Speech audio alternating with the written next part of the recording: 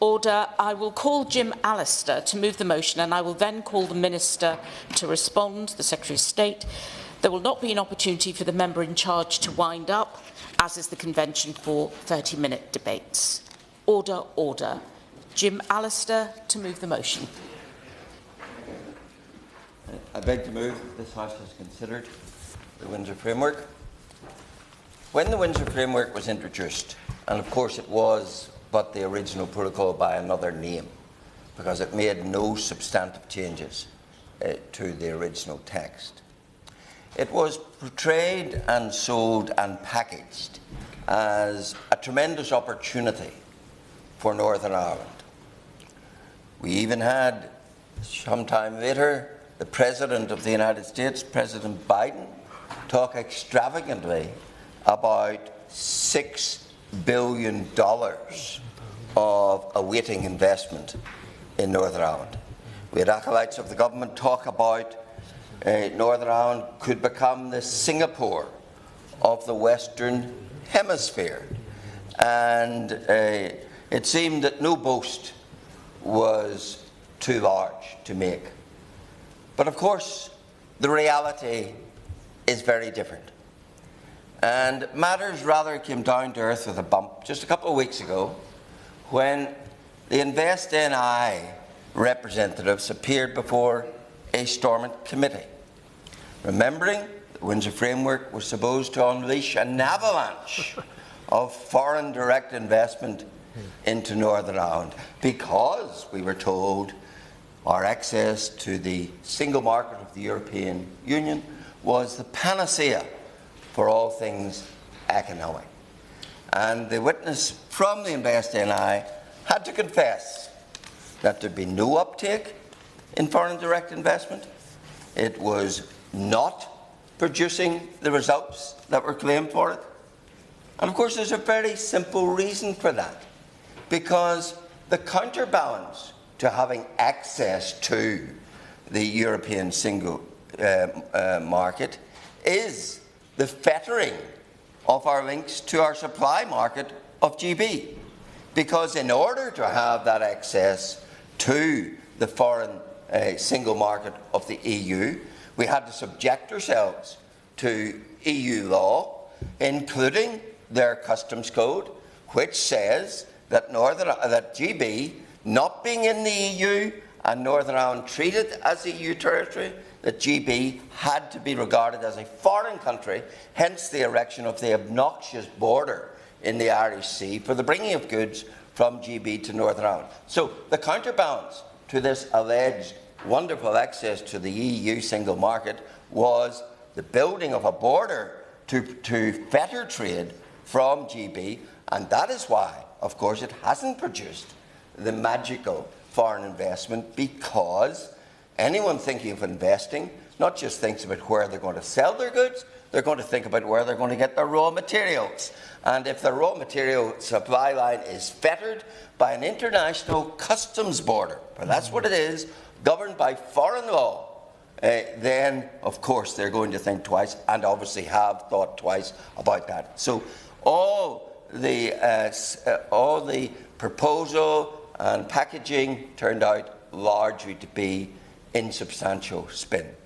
Yes, okay. The boast, of course, was that Northern Ireland would have the best of both worlds, yes. The European market and the UK market. And would you accept from me that all of the evidence is that, apart from the undemocratic nature of laws being imposed on us, businesses are facing huge tax burdens, where they have to pay taxes and then claim them back. They've been shut off from their markets and can't get supplies, and there are still many sectors of the economy that can't get supplies from GB. Allister. Yes, it has infected every sector, no more, and it's topical today, than the farming sector, because Northern Ireland's veterinary medicines are now under the regime of the EU, and we're facing a cliff edge in that regard in respect of a cut-off of supply from our primary market of veterinary medicines very shortly. On that point? Yes? Yeah. Can I commend the honourable member for bringing this forward? And he's right to mention farming. And does the honourable gentleman not agree that the fact that our farmers who have been decimated by the inheritance tax proposals will not be able to access state aid, and that farmers on the mainland can apply for and get that aid, that government must do the right thing, remove the protocol and return Northern Ireland to the UK in every way? Yes, I agree with that. And of course, within the protocol, there is a cap set, an EU cap set on the amount of funding that can be given to farming, and all the things that the member says are correct. And all of that flows out of the fundamental point that Northern Ireland now, because of the Protocol Windsor framework, is subject to, in 300 areas of law, not to laws made in this place, not to laws made in Stormont, but to laws made in a foreign parliament by foreign parliamentarians, the parliamentarians of the EU. Now, that is such an assault upon the enfranchising of our constituents, or rather the disenfranchising of them, and such an assault upon basic constitutional and democratic accountability, that it is something I would suggest no member of Parliament in this House would contemplate for one moment for their constituents. And yet that is expected to be accepted by us who represent Northern Ireland and by our constituents, that we should be impotent when it comes to making the laws that govern much of our economy. Yes, I give way. Thank you, Chair. Thank the member for bringing this forward. Would the member agree with me that ethically the Windsor framework is flawed in its treatment of businesses and the people of Northern Ireland? In opposing it, should members take inspiration from Gladstone's belief it is never politically right to do that which is morally wrong? It's a motto that I'm more than familiar with, and it has many's an application, and one such fitting application is here. So let me return to this issue of the 300 laws. These are not incidental laws. These are laws that shape, that frame much of our economy. How we manufacture our goods, how we package our goods, how we sell our goods, how we trade our goods, as well as much besides. And of course, of particular political significance is the fact that they are now the identical economic laws that prevail in the Irish Republic. So we have a situation which has evolved under the framework whereby Northern Ireland is governed by the identical economic laws in those 300 areas of the Irish Republic. And of course, that is about building the stepping stone of an all-Ireland economically. And that was always the intent of the protocol. So that gives it an added offensive political dimension. But the very concept that 300 areas of law should be put upon us like a colony, because that's what it is, put upon us like a colony by the EU, their laws, not our laws, but imposed upon us, is offensive in the extreme. Now, of course, it is said, but wasn't the Windsor framework about protecting the Belfast or Good Friday Agreement?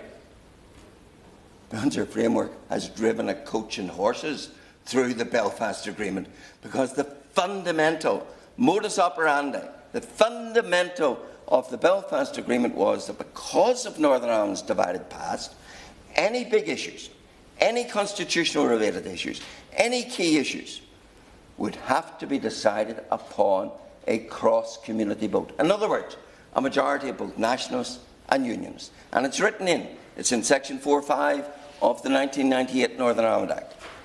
And yet, when the Windsor framework came along, that was expunged in respect of the Windsor framework. And in a couple of weeks, we're going to have the astounding situation that the Northern Ireland Assembly who elects MLAs, members of a legislative assembly, are going to be asked to disavow their power to legislate for Northern Ireland in these 300 areas. They were never asked in the first place, but they're now going to be asked, going forward for the next 4 years or more, to disavow their ability on behalf of their constituents to make those laws in those 300 areas and to surrender that sovereignty and right to a foreign parliament and foreign politicians. Laws which haven't even yet been dreamt up, because in the next 4 years, who knows what the EU will decide is good for them and coincidentally for us. Who knows what they will be? But Assembly members, democratically elected Assembly members, are meant to vote to sign away their democratic rights on behalf of their constituents to endorse whatever comes down the track. Never mind what it is, we're just going to accept it like colonial patsies, which we now are under the protocol. And of course, yes? I thank the honourable member for giving way, and he will know where I stand on this issue and share the same concerns regarding the Windsor Framework and the Protocol and the impact it's having on business, consumers and the constitutional future of Northern Ireland within this great United Kingdom. Would he therefore agree with me that those parties who hold up the Belfast Agreement as the be-all and end-all are the very same people who are now content to allow a majority vote something that hasn't happened within 50 years, that runs absolutely contrary to the Belfast Agreement the Protocol is supposed to uphold? Yes, for the first time in over 50 years, we're going to have a majoritarian vote on a key issue. And a key issue which, of course, has immense constitutional significance. That is why the Supreme Court of this land had to rule that Article 6 of the Acts of Union, which is supposed to guarantee us all within this kingdom the same unfettered trade rights, that the effect of the protocol was to put it into suspension. Because obviously when you build a border to partition and fetter trade, you cannot be said to have the same constitutional and trading rights. And yet, on that fundamental issue, we're going to have a majoritarian vote. And the message to unionism is, and it's a very chilling message, that cross-community votes was only ever about protecting nationalism. It was never about protecting unionism. And unionists just sup it up, because this is your way. This is the way forward. That is unacceptable, Madam Chair. And on behalf of those who sent me here, believing that I was being sent here as a legislator, who sent members to the Northern Ireland Assembly, believing they were being sent there as legislators, I abhor and protest against the fact that in the next few weeks we will have that obnoxious, obscene vote to remove from the people of Northern Ireland and their representatives the right to have a say in over 300 areas of law that govern them. There has never been a greater act of disenfranchisement of voters anywhere within this United Kingdom. And it is something that is wholly incompatible with the basic tenets of democracy. But people say, how then do we handle the border? Yes, there is a challenge in an interfacing border between the EU and non-EU members. But the way to handle it is not through this constitutional union dismantling monstrosity. The way to handle it is to return to the basic elements that govern much of world trade, that you mutually respect the laws, the requirements, the trading demands of those with whom you're trading, and you mutually enforce from one country to another the standards and requirements of the country to which you are exporting. Do that, and you don't need the Irish Sea border. Do that, you don't need a border on the island of Ireland. And back it up with criminal sanction that if you do trade in breach of the requirements of the recipient country, then you can face penalty for that. That is how it should be done. And it wasn't done simply because the EU saw an opportunity to make Northern Ireland the price of Brexit. And that's a price, an intolerable price, that we continue to pay. And in a couple of weeks, I'll bring a private member's bill to address these very issues.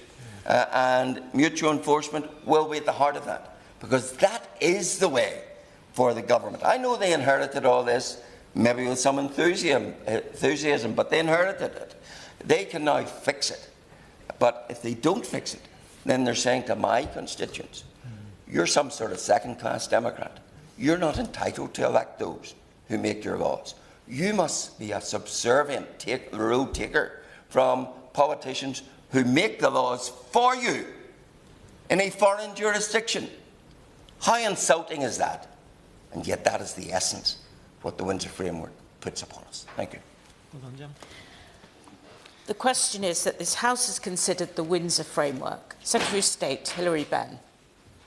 Well, can I begin by saying what a pleasure it is to serve under your chairship, Miss Vaz, and can I congratulate the honourable gentleman on having secured today's debate, and also to see so many colleagues from Northern Ireland in the chamber. And all of us will agree on one thing, which is the importance of Northern Ireland to our union. Now, a number of points have been made by the honourable member in the course of his contribution, delivered with great passion, which are familiar to me and to others. So if I can, in return, say that the government is committed to the implementation of the Windsor Framework in good faith. We are also committed to protecting Northern Ireland's place in the United Kingdom and the UK internal market. And the arrangements made under the Safeguarding the Union Command paper to further smooth the flow of goods also intended to reaffirm in law Northern Ireland's constitutional place in the UK internal market. And I am clear, the government is clear, that the Windsor Framework arrangements, together with the steps taken under Safeguarding the Union, do respect Northern Ireland's unique circumstances, and crucially, they do so in a manner that is compatible with international law. Now, if I may say gently to the honourable gentleman, we've spent about 9 years as a nation grappling with a problem. He referred to it as a challenge. I would describe it as a problem. And the problem was this: how do you protect the integrity of the UK's internal market? How do you avoid a hard border on the island of Ireland? And how do you respect the legitimate interests of our friends and neighbours in Brussels when it comes to the protection of the integrity of their single market? Those are the three things that had to be reconciled. And I just want to say that in all of that process, while people have said, oh, well, there's another way you can do it. Yes, you can have mutual enforcement. You can have this, that and the other. It was rather, those proposals were rather disobligingly by others referred to during the height of the Brexit negotiations as, I think, magical thinking. But, of course, I'll give way. Magical thinking which originated within the EU Commission, because it was those within the EU Commission who first postulated the idea of mutual enforcement, only to be shot down by, of course, an agenda from the Dublin and the other European countries. But the very genesis of it came because it was seen as a viable proposition. And why is it not a viable proposition to mutually enforce the requirements on trade which is going either way? For the very simple reason, and for my many and varied sins, I spent a number of years chairing the Brexit Select Committee. We looked at all of these things at great length. And I just have to say to the honourable gentleman, on the basis of that experience, that nothing hoved into view that would address the central question: how do you ensure, with an open border, about one of the very few things during Brexit that everybody agreed on, with an open border, everyone recognising you can't have checks there, you can't have infrastructure, for reasons that all of us in this chamber today well understand. How do you ensure, as a good neighbour, that the European Union can be confident the goods having arrived in Northern Ireland, which then move freely into the EU by crossing the border into the Republic, comply with the rules of their single market? Of course I'll give way. He was elaborating on the issue of the problems that we have to grapple with. Would he agree with me that there are just three ways of dealing with these problems? One is ignoring them in the hope that they will go away. The second one is to keep complaining about them but not doing anything about it. Or the third one is to actually work at resolving them. And that's what we should all be doing, but principally His Majesty's government. Well, I hope it won't come as a surprise to the honourable gentleman if I say that I agree with him, because complaining, ignoring doesn't really get you very far, and he anticipates what I'm about to come on to refer to in my speech about the progress we have seen as a result of the Windsor framework. Of course I will give way. Thank you, Mr. Nass. I thank the Secretary of State for getting to the point where he talks about progress, but remind him, and he will have heard it this morning, that every Ulster MP that is represented in Westminster Hall today reels against the fundamental impediment to our constitutional position and the overarching framework that has been imposed upon us against our will. But when we work on solutions and we reach arrangements and agreements with government, supported by him when he was in opposition in safeguarding the Union, about ensuring movements of goods within our UK internal market, then those agreements need to be honoured. And whilst deadlines have slipped, there is a huge imperative upon him and his government to respond appropriately and earnestly implement the very things that saw a return to devolution in Northern Ireland. Well, I have great respect for the right honourable gentleman, and he and I have had many discussions about progress on implementing the commitments that were made in safeguarding the Union. He can see the progress that has been made. He and I have discussed issues where that is work in progress. But the fundamental point I am making, and by the way, the protocol, the original protocol, which had many, many flaws and difficulties, and the Windsor framework, which represents a very considerable improvement negotiated by the previous government, were both approved democratically by this Parliament. So when the honourable gentleman makes the argument, well, they have been imposed from Brussels, it was this Parliament that decided the way to reconcile the, in a way, impossible choices that leaving the European Union created. Frankly, I wouldn't have started from here, as I think the honourable gentleman well understands, but this is a consequence of a decision that was taken by the British people, and Parliament decided that we put these arrangements in place. And to, in some way, reject that there is an issue that needs to be addressed is not the responsible thing to do, and therefore the Windsor framework did represent a considerable step forward, and I want to turn my attention to that, but of course I'll give way. Samuel Wilson. And the Secretary of State's making much of the fact that this Parliament imposed these arrangements on Northern Ireland, but he set out three objectives. One was to protect the EU market, 2 to protect the Union, and 3 to protect the UK internal market. The European Union is happy with the arrangements, but the other 2 objectives have not been achieved, whether this Parliament voted for it or not. The internal market is not operating, and there are lots of examples which he knows because people complain to him, I'm sure, every month as they do to us. And secondly, as has been pointed out, we are not part of the United Kingdom any longer when our laws can't even be made in our own Parliament.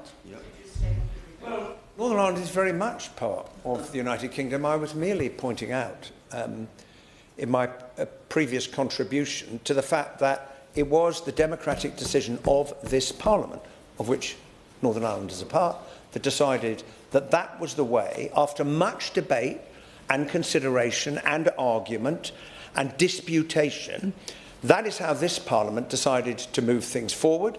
And the Windsor framework, which I spoke up in favour of and supported, was a considerable step forward on the arrangements that had originally been negotiated in the Northern Ireland Protocol, which were never going to work. Were never going to work. Example, to require those supermarket lorries that come across from Cairn Ryan to Larne and Belfast every single night to have an export health certificate for every one of the items in the back of the lorry. Well, that was never a practical proposition. What has the Windsor framework done? It's replaced those potentially 2,000 certificates with one. That is, by anybody's definition, a step forward. Now, turning to the question of the consent vote, that is part of the provision that has been made to allow the Assembly to take a decision. I have triggered the consent process, as members will be aware. It is for the Assembly to take that decision. If it approves the continued operation of the Windsor framework, if it did it on a cross-community basis, it would last for another 8 years. If not, it will be, from memory, another 4. But the framework, and it is for the members of the Assembly to make that decision, but the framework really does bring a lot of benefits. Now, if I may just pick up a point that the honourable gentleman made at the beginning of his contribution, he talked about fettering of Northern Ireland businesses' access to GB. If I heard him correctly, there is no fettering of Northern Ireland businesses' access to GB. Yes, I will give way. I refer specifically to the access from GB to Northern Ireland, the supply chain, because our businesses, our manufacturing businesses, depend on the raw materials from GB. That has been fettered, and it is that which caused the Supreme Court to say Article 6 is in suspension. Secretary of State. Well, I did listen very carefully. I mean, the record will show exactly what the honourable gentleman has said, but I take his point. When it comes to access to materials and goods moving from GB to Northern Ireland, that does happen under the framework provided by the Windsor framework. There are certain things that businesses have to do, but the goods do flow. The goods do flow, and it's important to recognise that in having this debate. And indeed, in a recent survey last year, 71% of respondents to the Northern Ireland Annual Trade Survey said that dual market access was enabling their businesses to grow. So we should listen to what Northern Ireland businesses have to say. Now we have the Northern Ireland Retail Movement Scheme, we have the Internal Market Scheme, we have the Northern Ireland Plant Health Label Scheme, all of which are helping businesses to do business. One of the gains as a result of the Windsor framework was that UK public health and safety standards apply on the basis that the goods are going to remain in Northern Ireland. And that is a big step forward compared to what was the case previously. It's unlocked agreements with the EU on tariff rate quotas, enabling businesses from Northern Ireland to import steel and agri-food products under UK tariff rates. He referred to the duty reimbursement scheme, but that is now operating. An agreement was reached on human medicines. And we will continue to work with the European Union to implement in good faith the Windsor framework and deal with some of the challenges. And I spend quite a lot of my time, as honourable members will know, dealing with some of the challenges that arise from the implementation of this arrangement. We've had a delay in the arrival of the parcel scheme that has put off the new, much reduced customs and information requirements, which will now come into effect next year. We reached an agreement with the EU on dental amalgam. I mean, these are all examples of the way in which, in a very practical way, to go back to the point that the honourable gentleman made in his intervention earlier, these are all examples of a practical way of making progress. I will give way one last time because I'm about to conclude. Thank you very much, Secretary of State. Would the Secretary of State agree with me? Well, there may have been some progress in certain areas of the Windsor framework, but there's still problems with pet passports from the rest of the UK over to Northern Ireland. There's still barriers to trade. There are lorries being turned away from ports, and I've written to you recently about that. There's still problems with medication, ADHD drugs, for instance, and people even ordering goods from online, or some of them are not able to get those. So there are still substantial issues, and there is a border still down the Irish Sea. And do you understand how that makes us feel as unionists as wanting to remain part of the United Kingdom? Look, I do understand, and I hear the strength of feeling that is expressed. What I've tried to do in my remarks is to explain why we are in this situation. It is our departure from the European Union that has created every single one of the issues that he himself has just identified. We have to find a practical way forward in honouring the decision that the British people made in the referendum. And the final point I want to make is that many of the issues that have been identified today could be resolved if we are able to negotiate an SPS and a veterinary agreement with the European Union. This government has come into office committed to try and do that. The last government wasn't committed to do that. We will only get such an agreement, as every honourable member in this chamber knows, if we honour the last agreement we signed with the European Union, because why would they give us an agreement if we prove ourselves to be unreliable? The sitting is suspended until 2:30. Thank you very much.